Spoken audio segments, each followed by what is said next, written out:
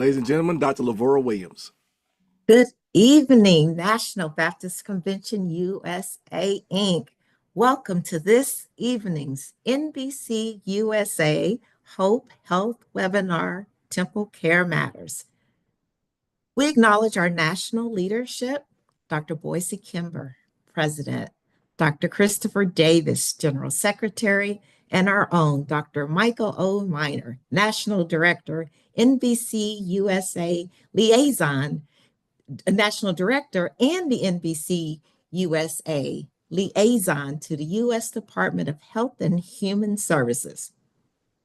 In this evening's TempleCare Matters webinar, we will share about November's suggested health observances, which are Pancreatic Cancer Awareness Month, National Alzheimer's Disease Awareness Month, and National Caregiver Month, American Cancer Society Great American Smokeout, which is November the 21st, and Pancreatic Cancer Purple Light Sunday, which is this Sunday, November 17th.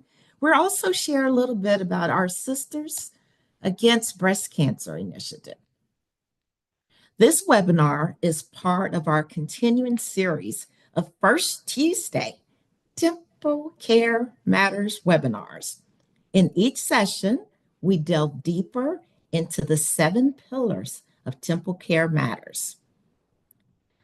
Now, this month, we will see lots of blue and purple as we observe Diabetes Awareness Month, Pancreatic Cancer Awareness Month, again, National Alzheimer's Disease Awareness, and National Caregiver Month, and the American Cancer Society Great American Smokeout.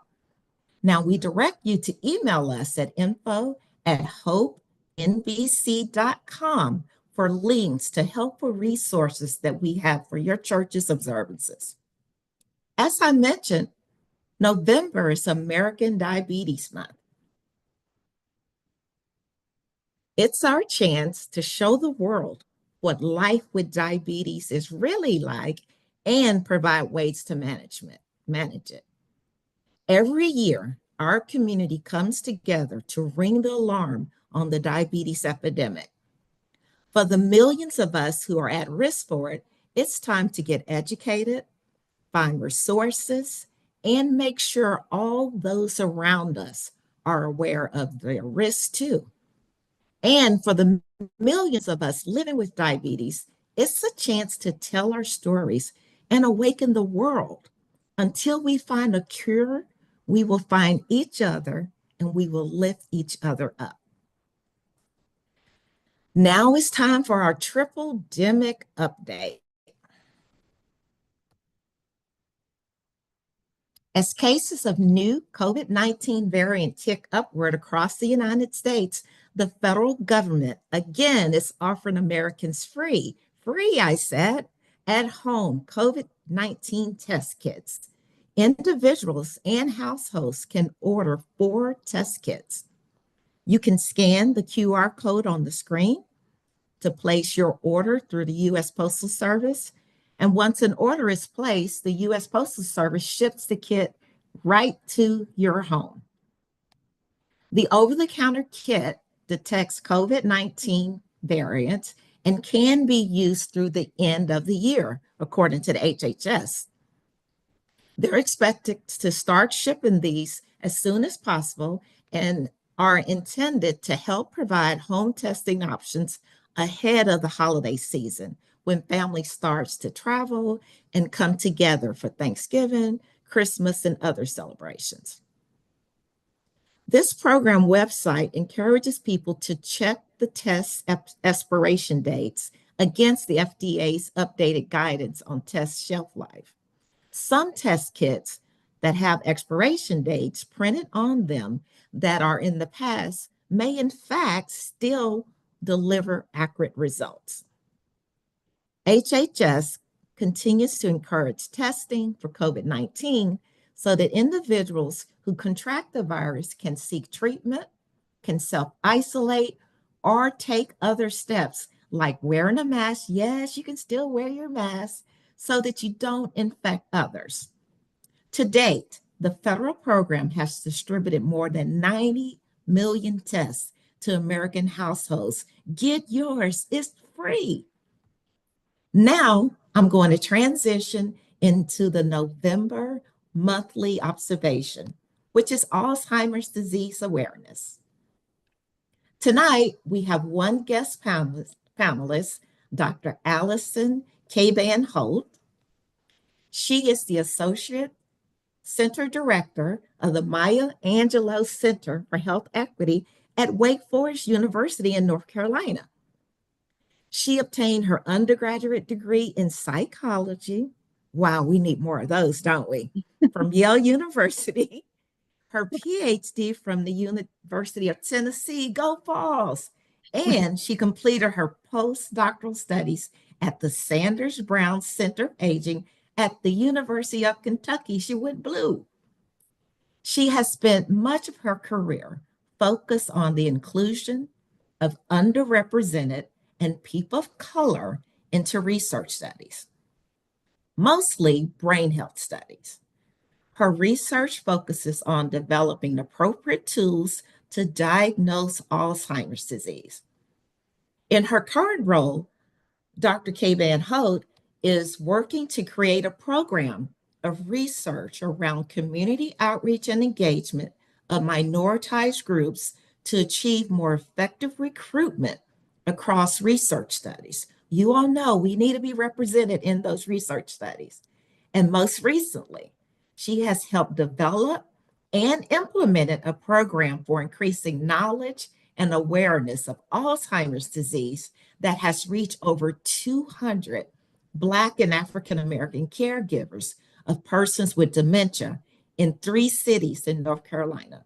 She's working now to expand this program, and that's great news. We need that program. So we are so happy to have you here, Dr. Kay Van Hout.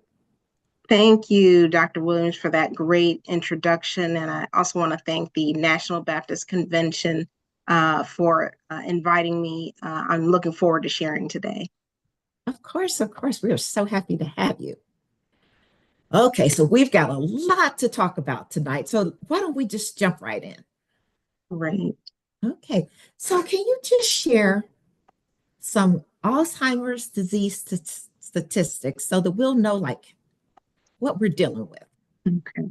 Sure, absolutely.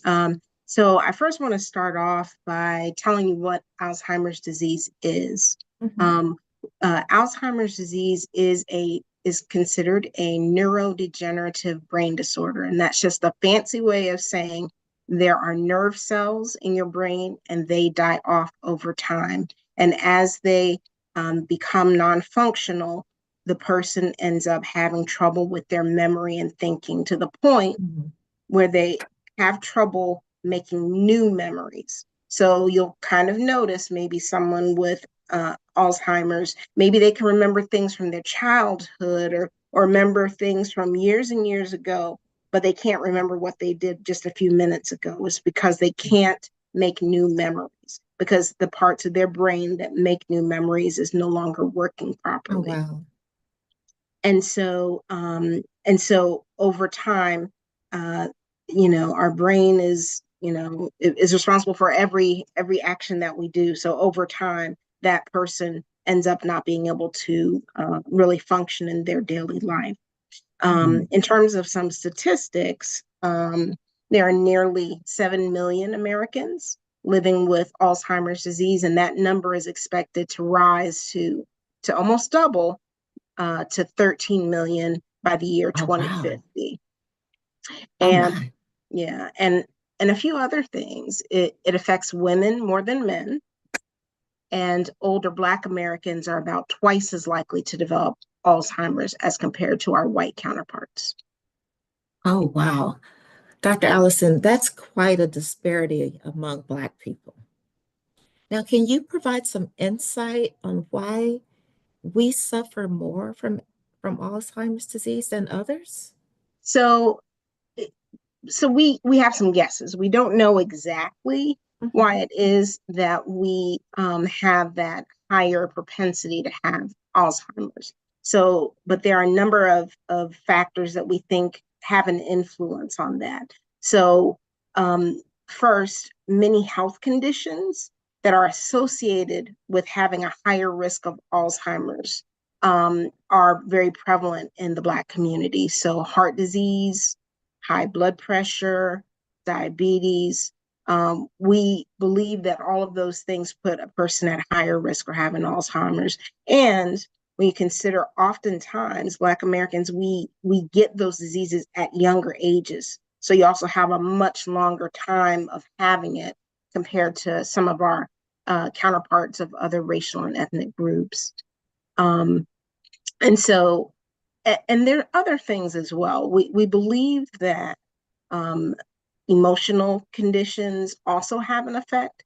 So when you consider the chronic stress that can go with racism and those traumatic um, events that can happen in Mhm. one's life and how stressful that can be, um, we believe that it causes a reaction of inflammation. And we think that that leads people to having um, is a risk factor for for a decline in Alzheimer's disease. And so we do believe that even experiencing discrimination such as racism can raise or increase our risk of Alzheimer's.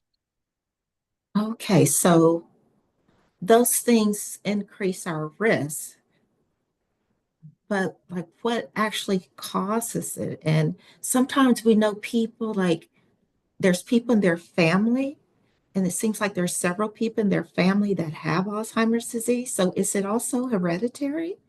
So those are really good questions. So we don't know exactly what causes Alzheimer's, even now, even though Alzheimer's has been around 100 years, we still don't exactly know what causes it. We know that it's linked with aging, that as a person gets older, that increases their risk. And um, also, just because you're at risk does not automatically mean that you will have something, but it increases that chance. Um, but we don't know exactly what causes Alzheimer's. We know um, that scientists are still trying to determine what it is about the aging process that starts that cascade of Alzheimer's starting. Um, and because we don't know exactly what causes it, that's part of the reason we don't have a cure yet either. But there are better medications that are coming along. Um, in, Okay. in terms of heredity and whether it's related to genetics, that we have identified more than 100 genes that increase one's risk for developing late onset Alzheimer's, meaning after the age of 65. Scientists have found some rare genes that can cause a person to develop Alzheimer's at a much younger age, like in their 40s or 50s, but that is very rare. Most of us who most people who develop Alzheimer's at the later stages of life um, may not necessarily have a tremendous may not have a lot of genetic risk factors. We believe that it does run in families to a certain extent, and we're still trying to find out more about that. So there may be several people in a family who develop Alzheimer's, but there could be several people in that same family who also develop the risk factors for Alzheimer's, such as high blood pressure or diabetes. So we're really trying Okay. to tease that apart. Okay. Wow. So you've mentioned some risk factors. Could you speak more about those risk factors and help us understand what we can do to lower our risk of developing Alzheimer's? Sure. So when we talk about risk, there are actually two categories of risk factors. So there's modifiable, meaning you can do something about it, and non-modifiable, things you can't really change. So, for example, things that you can't change, your age, you are how old you are, and we know that that increases risk for Alzheimer's. Your sex or gender, you are, you cannot change that. Um, so, that's and as we said before, women are at higher risk. Genes, again, whatever genetics you have, you can't change it. But hopefully, if you modify some of those risk factors and those behaviors, maybe you can stave off some of your risks. So, for example, if you in your genetics maybe there's a propensity to be overweight, you could work and try to exercise more to bring your weight down. That would be one way of dealing with your genetics through your behavior. But honestly, even though there are things that we can't change, there's really a whole lot more things that we do have an opportunity to change. Well, So we please can't change share. our genetics. So, for example, being physically active, Mhm. we believe that any of the things that you can do that are going to be healthy for your heart are going to be healthy for your brain. So, anything that you can do to bring down your blood pressure, change your cholesterol, perhaps if you're holding on to a few extra pounds, getting rid of those may change your risk. Getting enough sleep is one that we don't talk about a whole lot, but remember that when you're sleeping, that's time for your brain to sort of take a rest and to do, certain kinds of repair. So you do need to get your rest so that your brain can be as healthy as it can be. Limiting any sort of, not to smoke, because again, circulation, handling, depression. If one is, um, has hearing loss, There's Mhm. actually a link between hearing loss and Alzheimer's. So if you're not hearing as well as you used to, you need to get that hearing aid. And of course, avoiding brain injury. Wear your seatbelt when you're in the car. And if you're on your motorcycle, wear your helmet. Get your screenings. But definitely, if you're going to be on that Harley, you need to wear your helmet. Like protect that brain. Yes, Yeah, we only get one, right? don't get one. So that was very helpful. Sometimes when we're looking at like watching TV or reading an article, it talks about Alzheimer's and then it talks about dementia. So are they the same thing? We get that question all the time, and it is a great question because people may not know some of the differences. So, dementia, the term dementia, just means memory loss. It's a memory loss syndrome. Alzheimer's just happens to be one cause for memory loss. So while Okay. all dementias have memory loss as part of them, they're not all dementias are Alzheimer's type.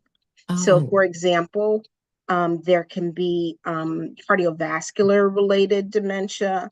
There's another form of dementia that is related to Parkinson's disease that can come from the results from that disease as well.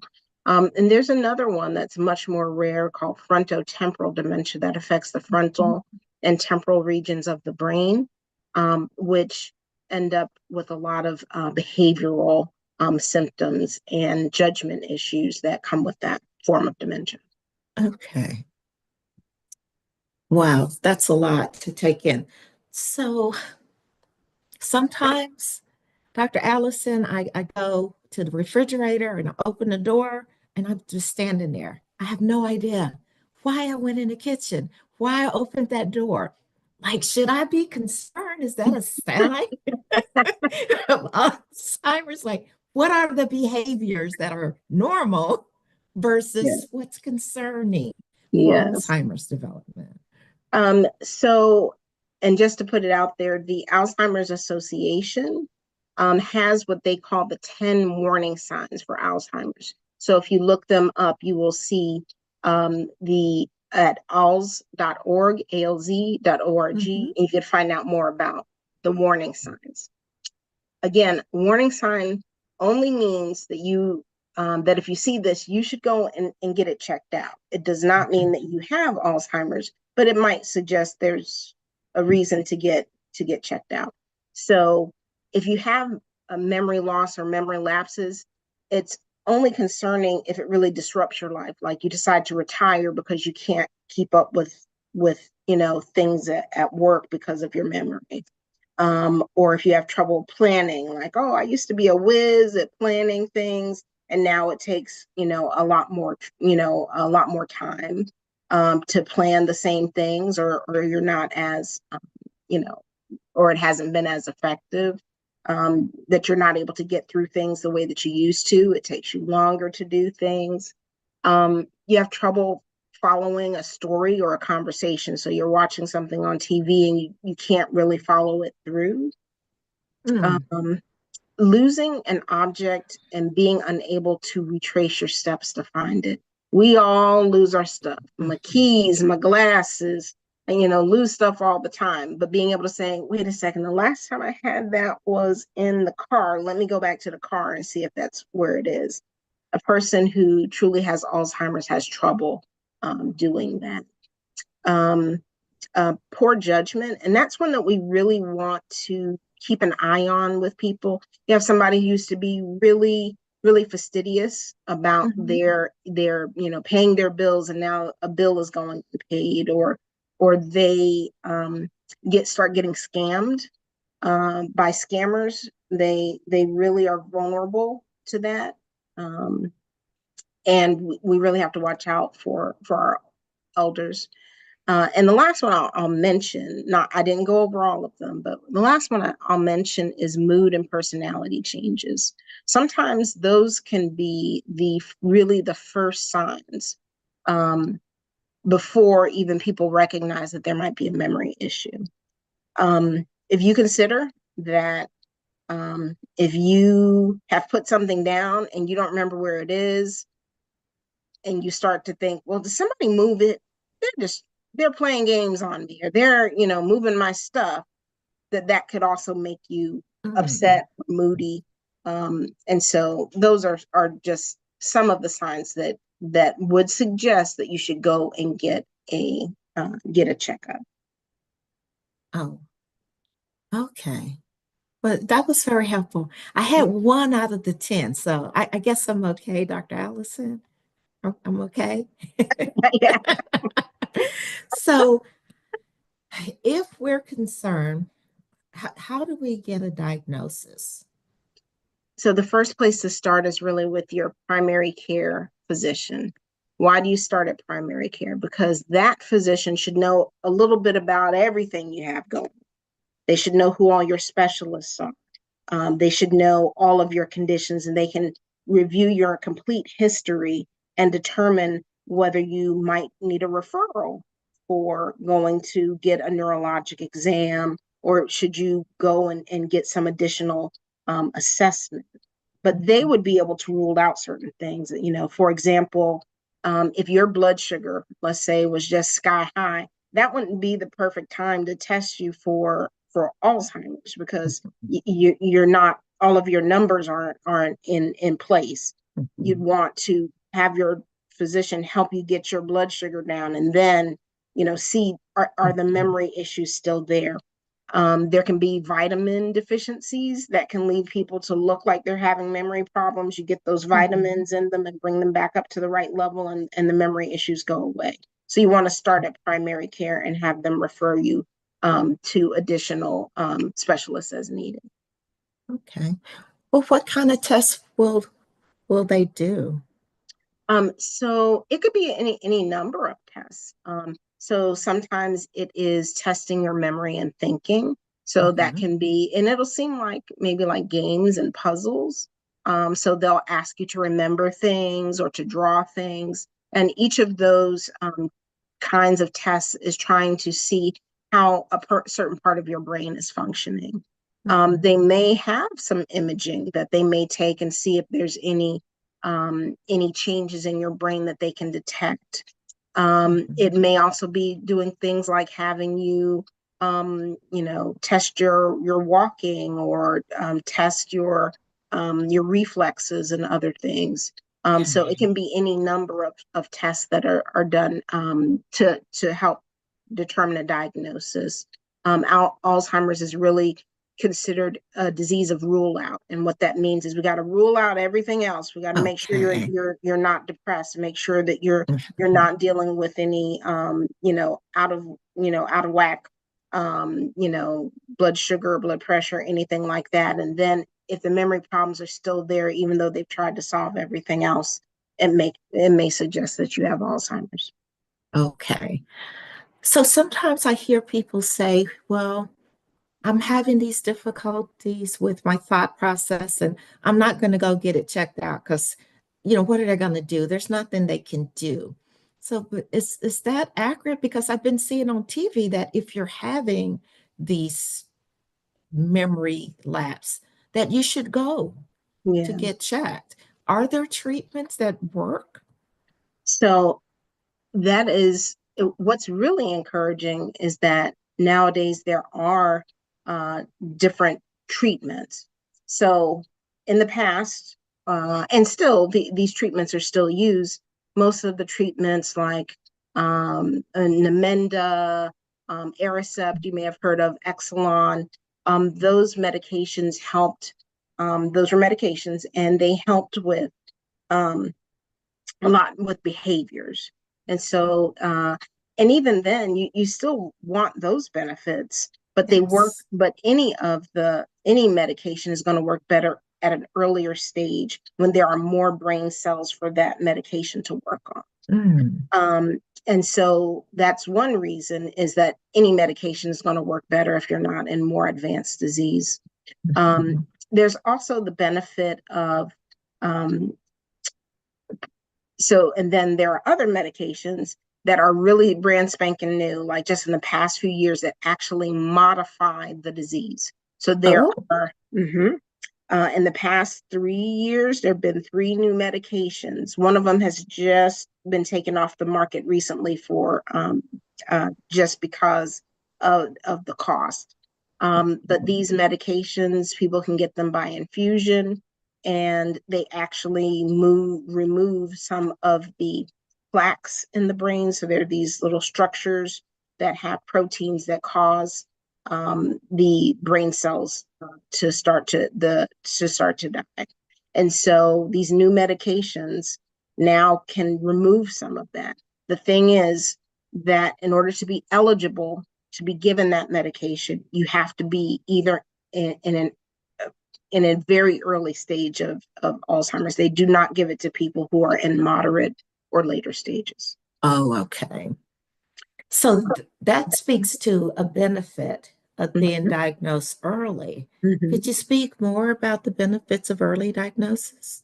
Absolutely. You have more time to plan for the future. You have more time to um, understand what you might need, kind of what affairs you might need to get in order in terms of your legal, your financial matters, um, address any sort of safety issues. If the house, sometimes as people, get older and when they have Alzheimer's, there may have to be changes to the home to make sure that they are safe. Um, and then there's also the opportunity to develop, your social network to help you and your loved one manage the disease. Also, with earlier diagnosis, you do increase your chance of being eligible for some of these clinical trials and other kinds of research where they are testing these new medications and give you that opportunity as well. Well, that is a great segue into my next question. As you were speaking, I was thinking about what you mentioned earlier about these new medications that um, they're now using that actually slows down the progression of the disease. And I understand that some of your work has to do with clinical trial enrollment. Could you speak to us a little bit about why that's important? So, clinical trials are really the main way that researchers determine if a treatment or a prevention or new drug or a medical device is safe and effective. So it doesn't matter whether it was an aspirin or an ibuprofen or a pacemaker. At some point, that was in a clinical trial. No matter what kind of thing it is, it may be commonplace now, but at one point, even things that are common had to undergo clinical trial review. A clinical trial can also doesn't always have to involve medication. So it could test a way of diagnosing a disease or understanding symptoms of a disease. Or it might be about improving quality of life for people or caregivers. So there are all different kinds of research that can happen. And clinical trials have really moved our treatment options forward in Alzheimer's. We now have treatments that were not available just a few years ago. Um, but one thing to keep in mind is that doctors and researchers don't know as much about Alzheimer's in Black people. And that's because we haven't been studied in research as much. So that means what's known about Alzheimer's, what's known about risk factors, including genetics, lifestyle, and health conditions, mostly comes from studies of um, white people. And so experts have been applying, and assuming that what has worked in our white counterparts applies to other groups, but they don't actually know for sure what drives this increased risk in Black people and what the differences might be. So more study, including of us, is definitely needed. And it's really likely that we may have different risk, more risk. So we really need to be engaged. The researchers really need to engage us in research more. So, with clinical trials, how much are Black people participating? Like what percentage? So, for overall, if you look at most Alzheimer's trials, so for example, the medications that was telling you were disease modifying, Mhm. so that's cutting edge stuff. I mean, that's really new stuff. Um, African Americans made up 2% of Oh the trial my. participants. So it was something like 4,000 people. There were like 20 of us in the study. Um, and so now you're going to take you're going to take this medication and give it to, to a wide range of people, but we weren't, well represented in the study. Other studies, or other types of studies, um, we typically make up 4 to 5% of a lot of different trials, but that particular one stands out to me because I've looked at it pretty closely, and I was really dismayed by how little representation there was of us in that study. So they need to know more about us, so that these treatments can work as well for us as for anybody else. Absolutely. Especially based on the numbers you gave us in the beginning of how badly it's affecting Black people compared to others, that Mhm. we should be a part of those trials.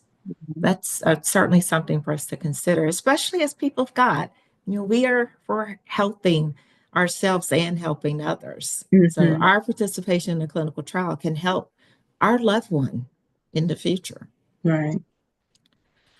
Wow. So we've shared a lot. So as we start thinking about closing, can you share some resources for caregivers? Sure. There are a number of resources out there that you know go and check on, go to the internet and look for information. So one I want to point out is the National Institute on Aging.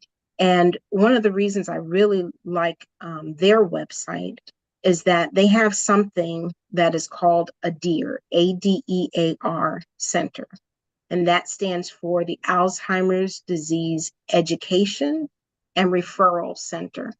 And what you can do is when you go on that website, you can print all kinds of pamphlets, information.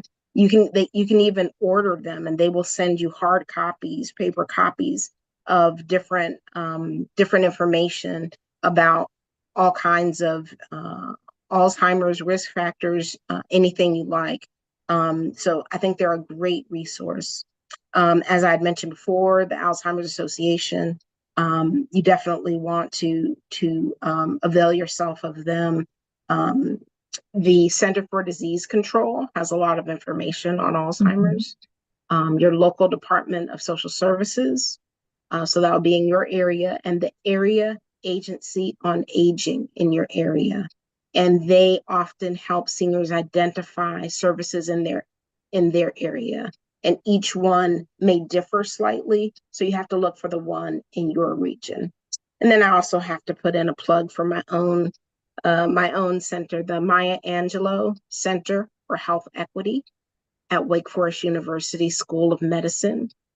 We have information on our website about research in the genetics of Alzheimer's disease in African Americans, and we are, certainly always looking for participants, but also just if you need information, if there's any information we can help you with, we're more than happy to make that connection. Thank you so much for that. As caregivers of individuals with Alzheimer's disease, it can be across the bear. So just having those resources and knowing that there's help to support is so very important. So as we begin to end, I wonder if there's anything else that you would just like to add or share with us tonight. Sure. Thank you for the opportunity to talk with you. Um, so a few things I think would be some good takeaways. One, reduce your risk. You may not be able to do anything about the non-modifiable risk factors, but the things you can do something about, Mhm. do it. Reduce your risk, you know, as much as you can. Join a study if you're so inclined, or find out more information about studies. Join a study. And if you're concerned about your memory, or you're concerned that you're having changes, go and see your doctor.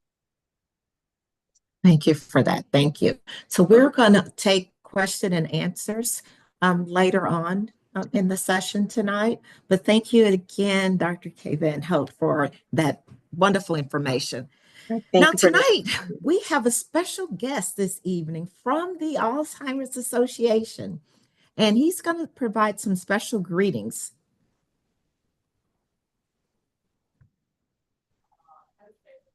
There he Good evening, is, Mr. everybody. Philip Bennett. There you are. Yes. Good evening. I'm Phil Bennett. I am the program manager at the Alzheimer's Association in Illinois.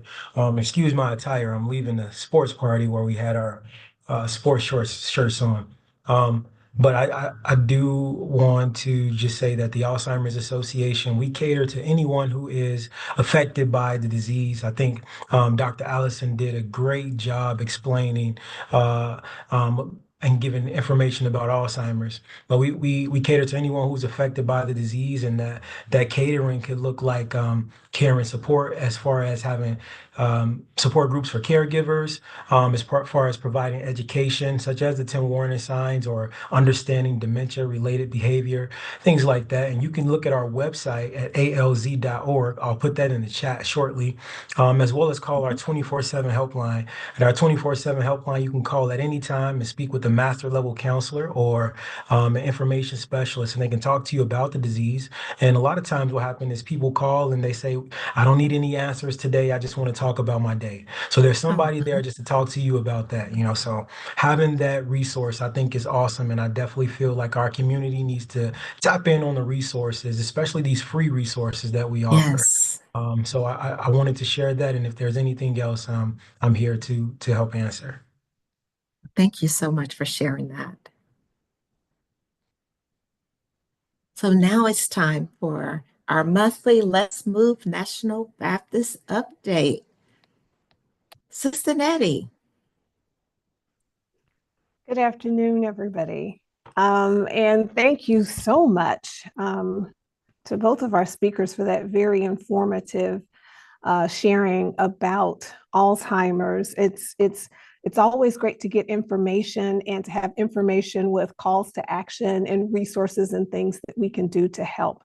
And with every monthly observance that we do every single month, regardless of what the particular condition is that we're discussing, it always comes up that being physically active is one of the modifiable traits, one of the modifiable elements that we can do to reduce our risk. So kudos to all of you that have been being active, that have been sharing your movement minutes.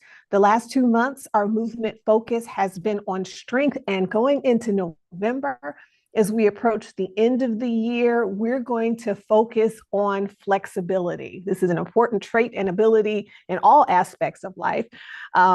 But when we talk about physical flexibility, we're talking simply about the joint's ability to move through a range of motion. And it can have a lot of great benefits. It can help improve your posture. It can reduce stiffness. It can help you with aches and pains. Somebody put a 1 in the comment or in the chat. If you have aches and pains, I feel like I get new ones every single month as God blesses me to continue to live. And it can also help us to prevent injuries. In addition to that, y'all, flexibility is so important because it helps us to be able to do things that we do every day. Bending down to tie or put on our shoes, reaching to get an item out of a shelf, twisting to get out of a chair. These elements are what we call functional fitness. So in addition to the ability to just feel better, it can help us to function better as well. Now, it's important that as we develop and maintain flexibility, we can do so through stretches that can be either static, which is like a holding stretch, or dynamic stretches, which involves movement. I also want us to be aware of some exercise methods, things like Pilates and Tai Chi. They beautifully tie flexibility with mindfulness. So you're getting that physical fitness workout along with a workout of the mind, mental acuity, which again ties back to what we were talking about when we're talking about Alzheimer's. So just a beautiful thing. So the reminder is that there are resources in the Let's Move National Baptist Band. There are 4 pages that talk about flexibility exercises, again, giving you some resources so that if you're already doing it, maybe you can add something on. And if you're not doing physical flexibility exercises regularly in your regimen, you can add those in. Just to give you a quick guideline, the American College of Sports Medicine recommends that healthy adults do flexibility exercises that involve all of our muscle groups and tendons and that kind of thing at least 2 or 3 times per week. So we have given you in that band some resources to help, and we'd love to see how you are stretching and moving and increasing your flexibility this month. Okay. Now, speaking of in that band, please do remember to track your movement minutes. I think there's another slide that has that on there. That resource is in the band. It's always there where you can track your minutes. If you want a paper tracker, if you don't have like a watch or some other type of electronic way of tracking your movement, you can track it using one of those trackers that we have. Just download it and keep record. It's really great to be able to look over and see your progress or see how you're moving and how it relates to what's going on in your life and in your wellness. And then make sure that you report that. And then the last thing really quickly in our monthly update is we had such a great response in doing this prior. We're going to continue on with our wellness questions answered. So again, if you could benefit from some one-on-one time, it's not a group call. This is a one-on-one session where you can get your specific wellness goals. We can talk it through. You can ask questions. It's very specific and targeted and designed just for you.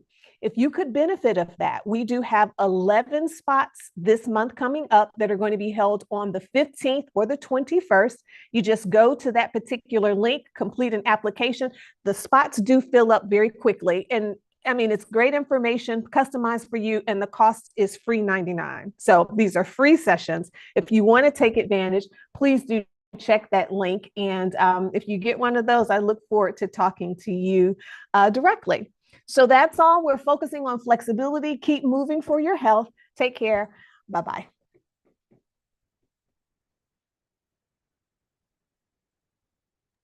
Thank you, Sister Nettie. I love Thank that you. energy that she brings. She makes me want to do some exercise and be more flexible. Yes.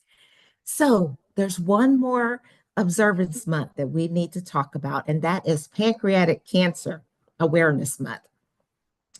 Just a little bit about pancreatic cancer. It begins in the cells of the pancreas, and that's a organ that's in our lower abdomen.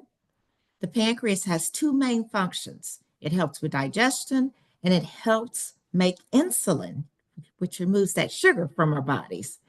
There's 2 forms of pancreatic cancer.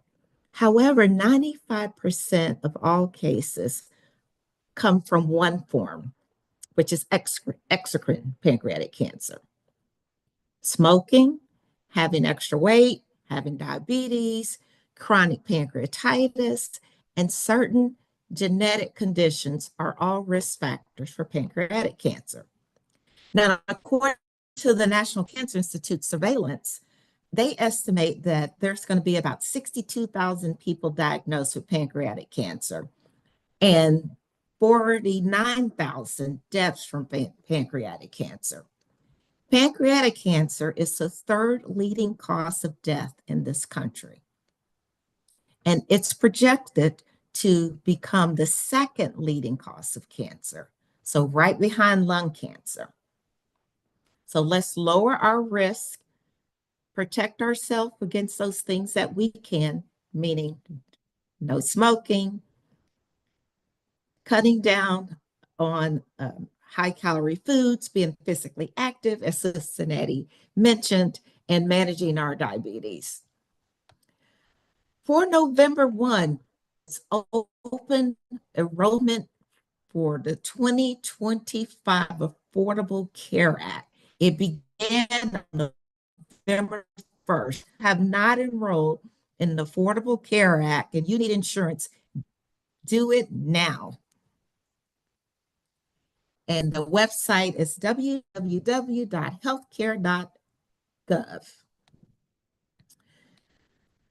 Lady Bryant wanted to come and bring greetings tonight, but she's unavailable. But she did want to thank you all so very much for the inaugural Sisters Against Breast Cancer observance. It was a great success. She looks forward to it being even bigger, better next year. And she has a few swag bags that are left over. And if you contact her, she can get you those swag bags. So again, thank you from the bottom of her heart and my heart.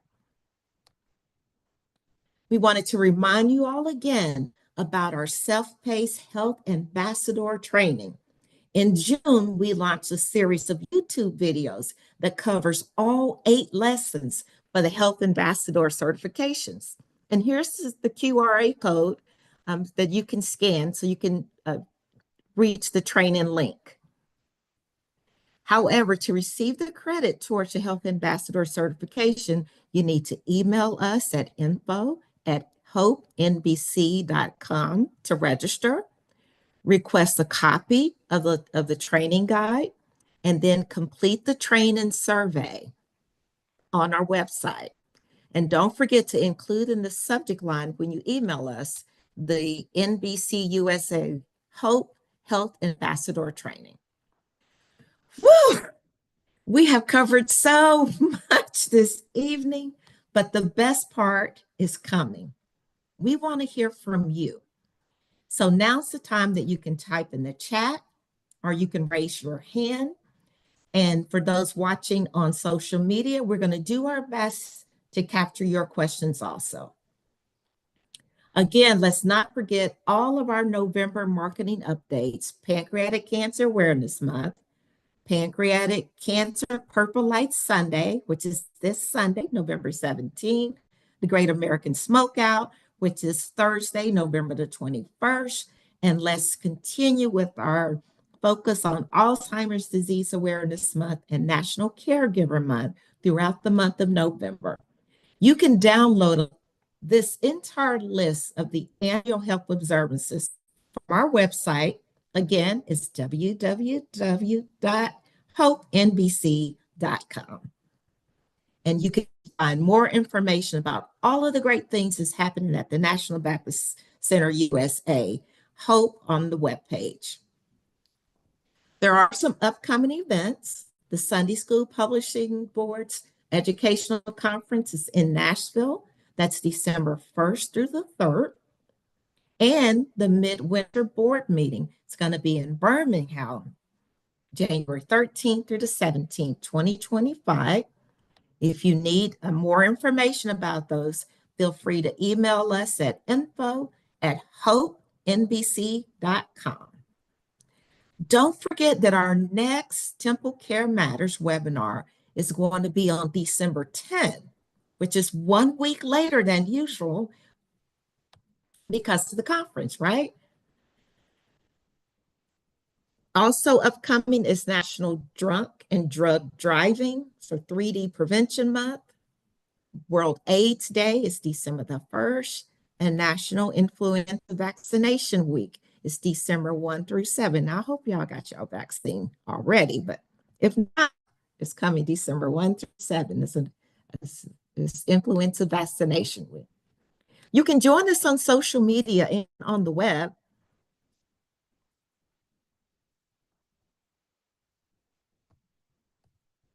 On our Facebook page, our Twitter feed, and we also have a YouTube channel at NBC USA Hope.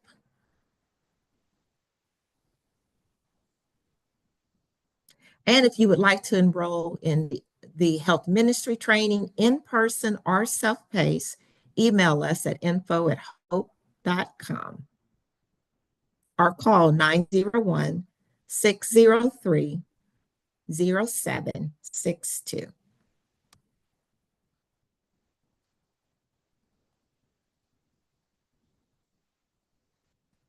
Again, we always appreciate the feedback that you all provide to us. So would you please complete the webinar survey? It should be in the chat now. There it is. And so please complete that survey for us. And lastly, we appreciate the tireless work of our NBCUSA HOPE team, Dr. Michael Miner, Dr. Desi Levy, Lottie Manor, Sister Nettie, Pastor Dexter Moraine, Ellen McKnight Hill, Dr. Felicia Washington, Minister Geraldine Moore, Loretta Miller, myself, Dr. Lavora Williams, Bettina Campbell, Dr. Marion Talley, and Thomas Duke Robinson. And we couldn't do any of this without our 7 regional coordinators. Pastor Daniel Blackburn in the Northeast, Brooklyn Rogers in the Southeast, Pastor Bernard Montgomery in Southwest 1, Linda Carpenter in Southwest 2, Teresa Fales Fair in the Midwest, Tafara for Robinson in the West, Pastor Richmond Johnson in the Far West. And to connect with your regional coordinator, again, just email us at info@hopenbc.com. We know that some of you have additional questions or comments, so we'll formally close this evening's webinar in just a few moments, and I'm going to check the chat to see All right, we have quite a few questions, so if there are questions. yeah, I got a ton of them on social media. So Okay. we bring it up, and I got about 7 or 8. Going to bring Dr. Allison back. There she is. We'll bring everybody up because there's one for Sister Nettie. Perfect. All right. Okay. I guess I can read them off for you.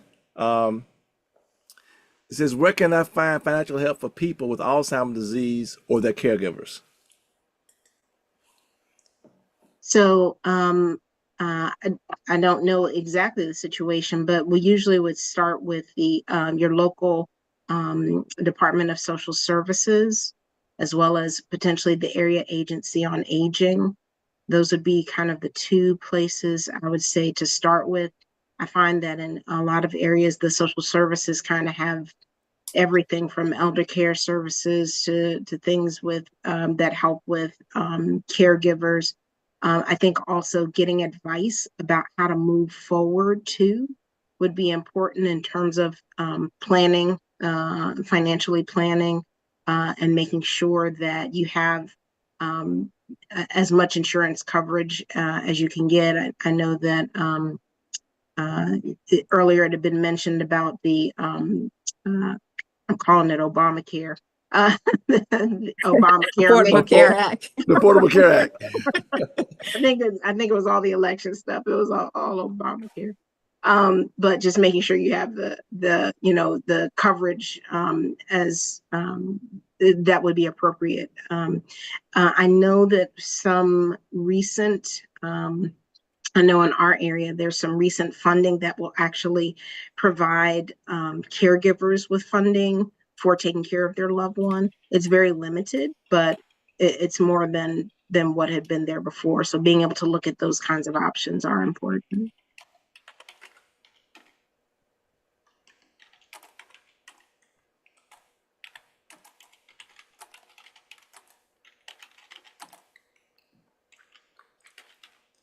Dr. Lavora, I defer to you for those on the chat, and I'll put the one on social media. So Okay. you can.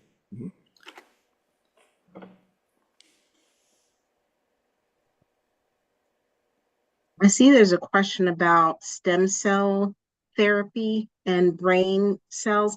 She just don't know enough about that to be able to give you an Okay. answer. That's a great question. And whether stem cell, whether stem cell therapy is being done. I don't know as much about that, or if that's being done. I'd need to kind of check into that. It sounds like it would be something that would be really promising potentially. Thank And you. then, oh, and I see another Oh, one there. Dr. Allison, you mentioned that incidents mhm. of Alzheimer's are expected to double. What is the reason for the increase? I think we believe that part of it is because the aging population, there's just going to be a lot more of us living to be older. And so that has a lot to do with what we think is a doubling. It's the good part of having great medicine, but it also will lead to more instances of these aging conditions. Okay. From social media, are there any side effects from the Alzheimer's drugs? Um, so, and there can be side effects, and the side effects vary. So a lot of the behavioral drugs like Aricept, Namenda, Exelon, um, it's almost like you kind of have to try it. Most of the medications are for a particular stage of the disease, and so people try it. One person might be able to take Aricept all day long, and somebody else can't touch it. Um, and so it is a little bit of a trial and error. Most of the side effects of those medications are tend to be manageable. With the new medications that are by infusion that actually remove the plaques from the brain, the side effects for those can be more serious and more significant because they're going into the bloodstream and going to the brain and trying to cross the blood-brain barrier. And so some of those side effects can be um, encephalopathy. So that would be water on the brain, swelling, uh, potential for stroke. So those have to be done under close consultation with a physician and very strict monitoring. It does work it has worked for some people, but there are more significant side effects. There's a question, Dr. Allison, about which sponsors had the clinical trial with only a few people of color. What did you say again? Who sponsored the trial, the clinical trial that only had a few people of color in it? So, and part of the reason I think it was allowed to get away with having very few people of color or Black people, they actually did better with other ethnic and racial groups, just not African Americans. I think it was sponsored by the drug company, and because of that, drug companies often don't have to have the same standards in terms of they're not bound by the same requirements as if it was a drug that was being sponsored through, say, the National Institutes of Health for its um, uh, for its development. And so private companies don't have to, are not held to exactly those same standards for making sure that there's representativeness. Thank you for that. And as a scientist, I know that it's often very difficult to enroll people of color for many different reasons, why it's more challenging. There's a question for you, Sister Nettie. It's regarding an elderly father that they're having difficulty getting him up and moving from his recliner. Any pointers on how to get him up and moving? Certainly. I think that even some of us that are not quite elderly have a problem getting out of our recliners. I think that the first thing would be to determine if it is a physical hindrance or a motivational hindrance or desire or a combination of both.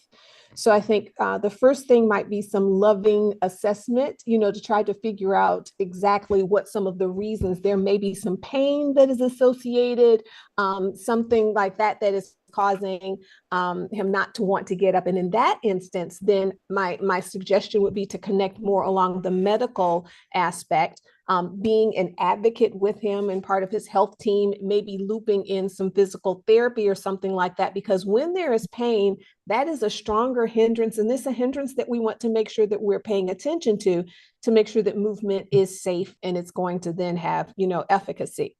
If it's not necessarily a pain or a physical thing and it's a motivational thing, I think a beautiful thing is community.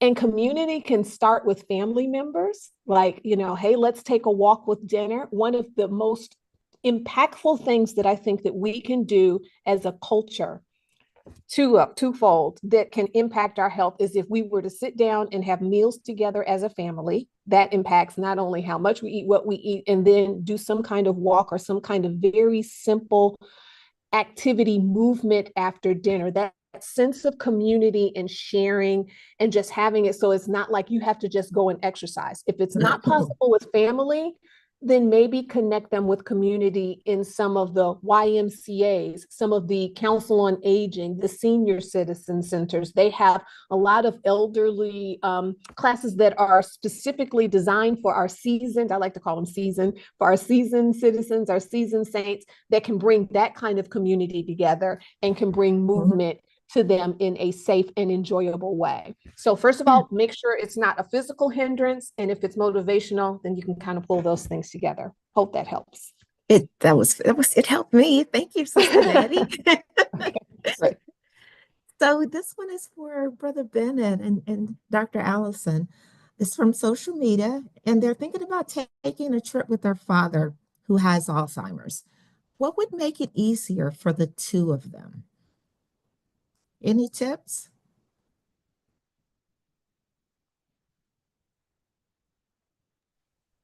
Sure. Sure. I guess it would be good to know like which way that they plan on traveling. If they are planning on traveling, via airport or so, you can actually contact the airport and let them know that you're bringing someone with Alzheimer's. And sometimes they can provide a wheelchair, or they can just provide more service or have somebody on standby with you in case you need that assistance. There's also paramedics there in case something happens, in that range. The other thing is if you're traveling, especially during the holidays, you want to kind of consider where you're taking your loved one. Sometimes bringing them out of their environment could sometimes get them riled up. So having them in unfamiliar settings could sometimes cause some issues. But I do have a list of certain things to look for when traveling with your loved ones during the holidays. So if you contact the 24/7 helpline and ask them for a list, they can email you out a list or do a snail mail and send you out a list of things just to look for when you're traveling with a loved one. Thank you for that response. Anything to add to that, Dr. Allison? I agree wholeheartedly with Phil.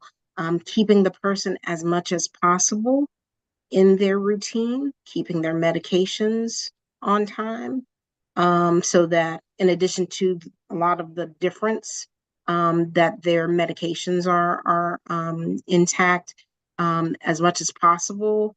Um, as much as possible, keeping a lot of activity, just being careful not for them to get overwhelmed. Thank you for that response. There's a question regarding this from social media. Is there anything that can be done to help her mom or his mom preserve what memory that she has left?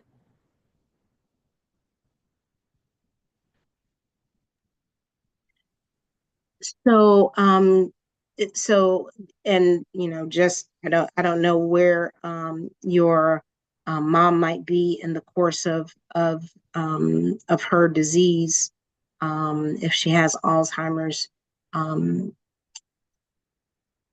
what you would want to do is keep the person as active as possible.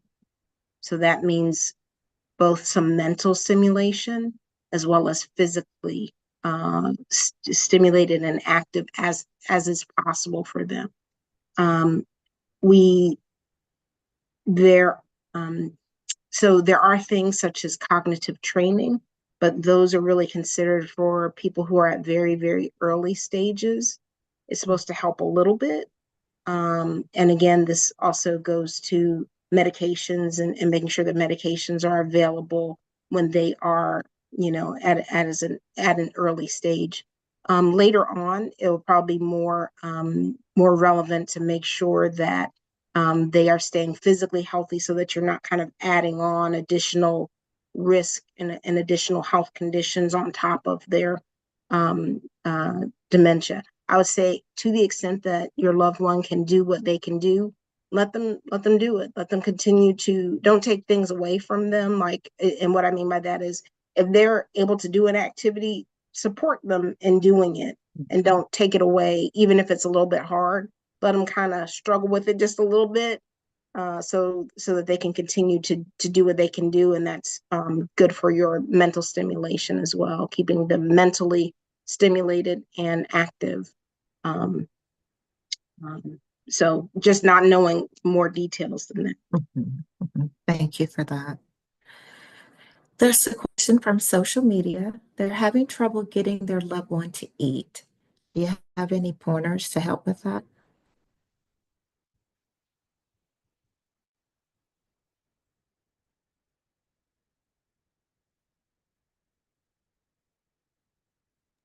Okay, I could take that one. So sometimes that can be tricky as well with having trouble getting your loved one to eat. So my grandmother actually passed away 2 years ago from Alzheimer's. Something that I noticed with her is she went maybe 2 days without eating or drinking, and we ended up taking her to the doctor, and what we found out is that her glands was swollen. So with her glands here being swollen, some thyroid issues was going on, and also she was having some issues with her stomach. So she didn't want to eat because she wasn't able to tell us, hey, I'm having some trouble, and it hurts when I swallow. So it's always best to take someone to the physician to see, what's going on, why they're not eating, versus than assuming or trying to continue to force feed them or things like that. Also, during the disease, as it begins to progress as well, we're going to see that our loved ones will eat less and less as well. So that's something that we'll look forward to as well, because a person actually forgets how to swallow in the last stage. So you'll start to see things like that. So it really would be best to consult a physician and actually find out what's going on. Thank you for that response. Anything to add, Dr. Allison? Um, so I agree with Phil. And then I know we're trying to get good nutrition in them, but let them eat what they can eat and what they want to eat. If it means some ice cream, let them have some ice cream.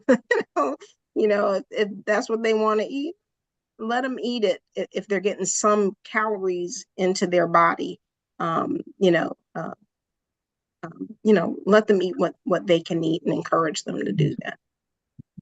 Thank you for that. Sister Ford offered that she noticed that her loved one prefers soft foods. So perhaps trying that. I'd like to offer, consider only offering small amounts of food at a time, because sometimes when a person doesn't want to eat and you serve them a plate full of food, it can ruin their appetite even more. So just offer small bits of food throughout the day frequently. I believe we answered everything in the chat.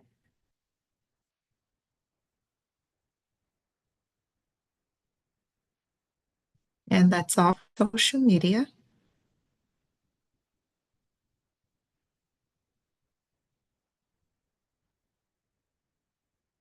Okay, we can back to you, Dr. LaVore, to wrap up. Okay, well, thank the panelists again. You all were awesome for the insights and the information that you shared tonight. There may be some additional questions or comments. We're going to open the mics for Zoom in a few moments, but we're going to formally close this evening's webinar. Don't forget that the next TempleCare Matters will be on December 10. And family, again, we acknowledge our president, Dr. Boise Kimber, and he reminds us that We are the convention where everyone thrives. This has been a production of the National Baptist Convention, USA, Inc., the nation's largest Black denomination. God bless, God keep you is our prayer always.